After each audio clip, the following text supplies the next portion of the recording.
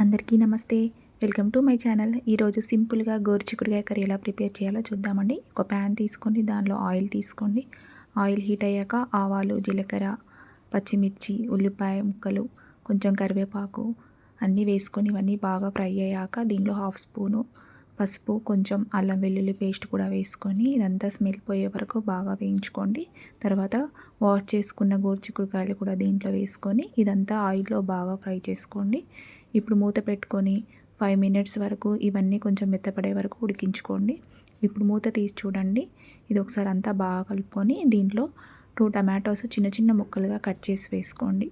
దీంట్లోనే 1½ స్పూన్ కారము, 1½ స్పూన్ ఉప్పు వేసుకొని ఇదంతా బాగా కలుపుకోండి.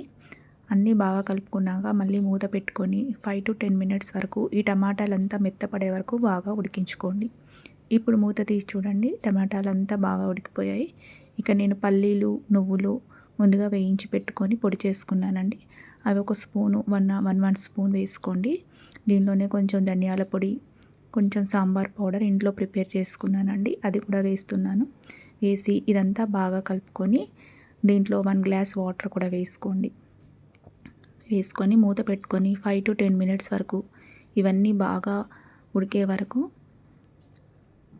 ఉడికించుకోండి. మధ్య మధ్యలో మూత తీస్తూ పెడుతూ అంతా బాగా ఉడికించుకొని చివరగా కొంచెం ధనియాల పొడి వేసుకొని కొత్తిమీర చల్లుకుంటే మనకు ఈ కర్రీ ప్రిపేర్ అయిపోయినట్టేనండి. ఈ రైస్లోకైనా చపాతీలోకైనా చాలా బాగుంటుందండి. Thank you for watching.